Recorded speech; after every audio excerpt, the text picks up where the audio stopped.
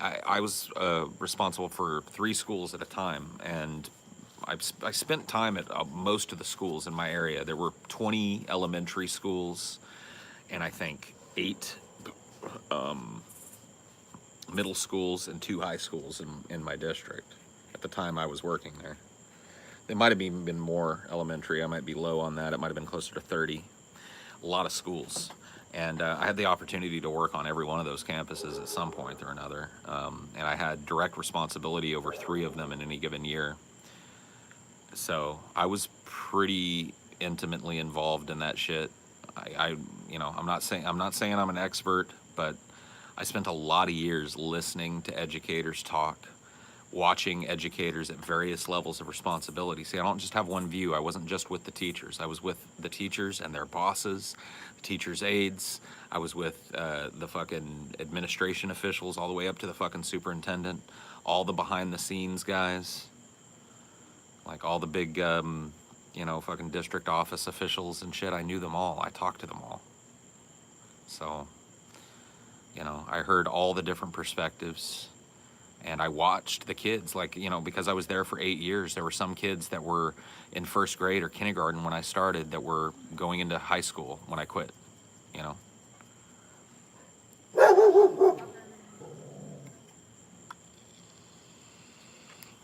think it's hard to be a principal, absolutely. I mean, it's an insane amount of responsibility, and you're kind of sandwiched in between 2 levels of responsibility. So you're the boss of the entire school, but you've got so many people right above you, so many fucking people sticking their nose in your business, and if that school doesn't do good in one metric or another, well, your neck is on the line. So it creates this kind of adversarial nature between the administration and the teachers, which is really bad. Now, really good principals don't have that relationship with their teachers, but most of the principals are hated by the teachers that they work with, for the most part. Do you think having this experience was worth it? I don't know. I mean, worth it? What do you mean? It put food on my table for 8 years. I guess it was worth it.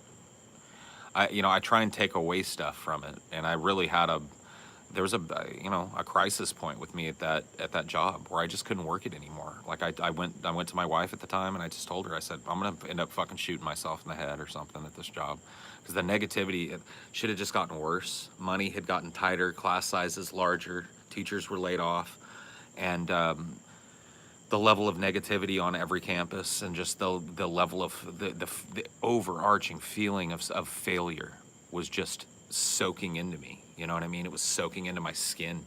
I'd go there every day, and everybody hated their job, and everybody didn't want to be there, and everybody was pissed off. And it came out, in people's interactions with me. It came out in how the teachers treated the students, how the principals treated the teachers, how the principals treated me, how the principals' bosses treated the principals and the teachers. It was just a constant fucking waterfall of negativity. It was just like Niagara Falls every day. I'd walk onto campus and you'd just feel it. Before you even saw somebody, you just feel it. The oppressive aura of negative that just hung over those places. The kids were all unhappy. They all hated it. They hated being there. They were bored. Hated their teachers for the most part. Hated their principal. Hated the school. Hated the curriculum. Bored. Stupid rules. Just, when I'm going to that every day, and I'm there 10, 12 hours every day. It's like, driving me insane. I was going crazy, dude. Your mom's a school principal, and she's always either asleep or dealing with unwanted bullshit. I believe it, dude. Like I said, I used to work directly for principals, and I saw how much they worked and how constant the stream of drivel was. Some of them still managed to kick the fuck back, though. I had a couple of principals that you could just tell their entire philosophy was, I do as little as possible. Start delegating shit. They have their office staff doing reports and stuff for them, and they're just in their, like, they'd call me to fix something, and I'd walk in, and they'd be in this nice office, super climate controlled, with their feet up on the desk, listening to fucking Spotify when I showed up. And I'd be like, oh, hey, oh, yeah, man, this thing's being, what are you doing? Aren't you a principal? But no, that's, I had a few principals that were just, I mean, it wasn't even a got 'em moment. They didn't even look like I caught them doing something. They'd just be like, oh, hey, yeah, here's the problem right here. Like, I'm just to expect that that's part of being a principal, is just chilling in your office with the air conditioning blasting, listening to Spotify or watching YouTube or some shit, or looking at your Facebook. That was the big one. The Facebook shit was big when I was working, especially when I first started. Everybody was constantly on Facebook. Every teacher, instead of working, looking at their phone, doing Facebook. We eventually got to the point where they just blocked all social media sites, and then teachers got all pissed off. Like, what about on our breaks? What about on our breaks, man? We can't do Facebook on our breaks no more, man. It was just a constant battle. It was just, just a constant back and forth bullshit.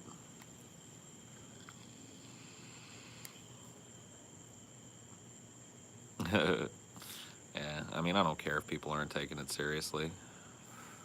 It's one of those things that I harp about, you know, another one of my stupid old man rants, I guess.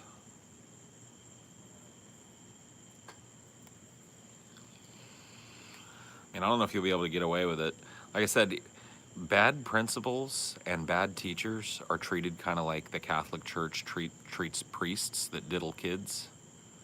Instead of being fired, because that would require, you know, union support or a lack of solidarity in the administration side, instead of firing them, they just get moved around from school to school. So if a teacher's doing really poorly at a school, rather than firing him or her, they'll just take them and go like, all right, well, this next year you work over here at Ripperton. And then that teacher goes over there and lo and behold, keeps being shitty, keeps sucking. And so, you know, they stay there for 2 years, and the administration's finally fed up with them, and so they get moved again. You know, oh, maybe a change of venue will fix this. No, how about you fire somebody and start paying somebody that actually wants to be a teacher? How about that? It don't work that way, though. You gotta like basically murder a kid or molest a kid or something to get fired as a teacher. If you don't hit a kid, if you don't like physical violence or yell and scream, like if you just maintain, like if you're just lazy and do nothing, you're not gonna get fired as a teacher. As long as you show up, you know, in time to let your class into the room and you appear to be trying to teach them something, you're not gonna get fired. Teachers need to get paid more, I agree, but there need to be more stringent requirements for those teachers to deliver if that's gonna be the case. Because right now, the level of protection that they get from the teachers union, while I agree it's necessary, I don't want to abolish teachers unions, but I definitely want there to be some kind of controls, you know, placed in the collective bargaining agreements that, you know, agree that teachers shouldn't be moved around like diddling priests. Same thing with principals too, though, and that's not even a union protected job. That's, you know, basically administration. So they've got, you know, professional coalition, but they don't have a union. There's no principals union. So, but it's the same thing with them. If a principal is brought to a school to try and turn it around, and that principal doesn't immediately turn the school around, or that principal sucks and all the staff hates them, then instead of firing that principal or demoting that principal, they just move him to a new school or her to a new school. Shoop. Go to a new school. Shoop. That'll fix it. Dude, I had this teacher, you know, I won't mention any names, but she was just like, and there was no excuse for it either.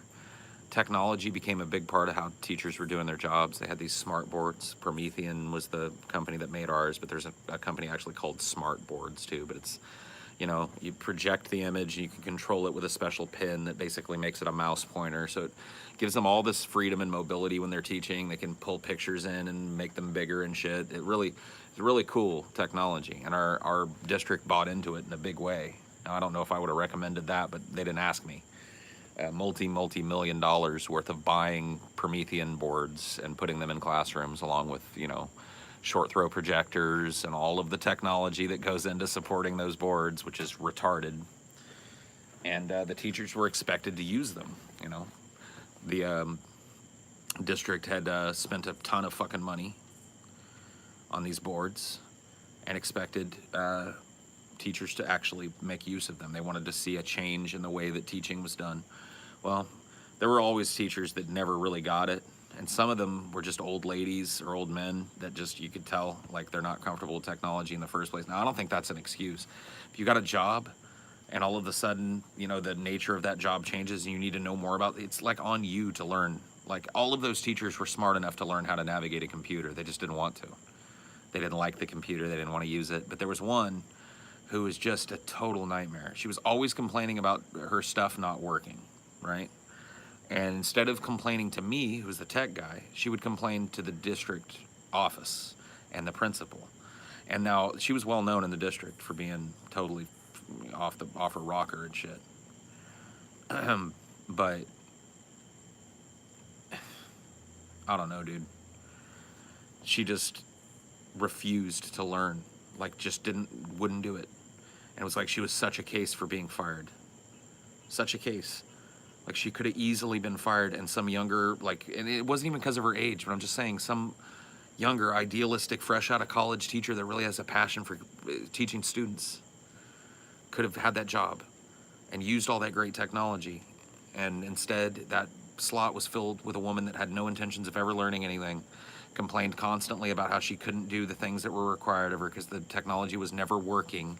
And every time I'd hear it through the grapevine that she needed help, I'd go visit her and go, hey, yeah, I heard from the principal that you can't use your technology. And I'd go in there and everything would be working fine. She just didn't know how to use her technology. So I even tried to help her. I went to the principal and I said, look, Mrs. So-and-so, you know, she's not getting it, and like I'd like to spend some time with her training, like one-on-one, to show her how to use all this stuff. Really spend some time. He's like, she's been to the trainings, she's been to all the trainings that the teachers have been to, and I was like, I know, but she ain't getting it. All these calls you're getting and all the calls that are going up above your head, like, it's because she doesn't know how to use the stuff in her room. And I did that with her. He let me do it. He gave me, like, he paid me extra overtime to sit there and do a training session with her that was like 3 hours long after school. She learned nothing. The next day she was saying her shit didn't work again. And I went in there and it was just fine. Fire her. Fire her. And hire somebody that knows what they're doing.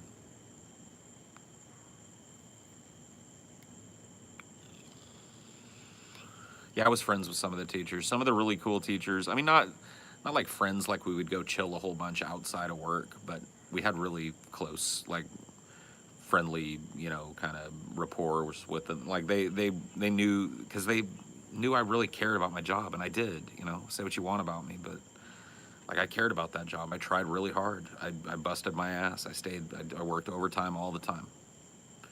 And I was there early, just like the best teachers were, doing my job early, trying to get stuff done, trying to clear tickets. So there were a few teachers that really appreciated that for me and went out of their way to develop really good working friendships with me.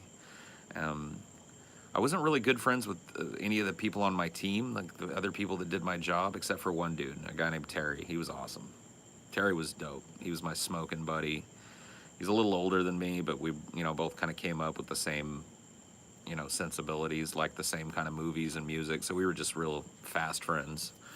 And we had a little kind of routine here and there of chilling after work, smoking out together, and just shit talking everybody else that worked there, basically.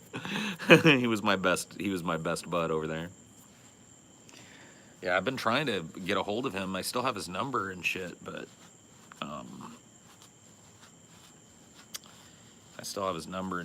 he's just been busy the last couple of times I've been in town. I need to get a hold of him before I go to Madeira the next time, so I can schedule a little time with him. Next time I go back to visit, I want to stay 2 or 3 days. Like, actually have some time to not only visit with my mom and stepdad and stuff, but go see some friends.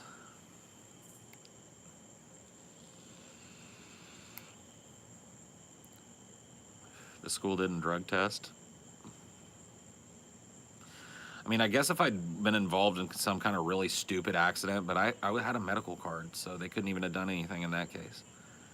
Like, I was medically allowed to smoke weed. There was nothing they could do. You can't discriminate, you know what I mean? Unless it's a job that you can't be inebriated working, obviously, but I don't know. They never pursued it. I never heard of anybody getting drug tested in the district unless they did something that really implied they were on some hard drugs or some shit.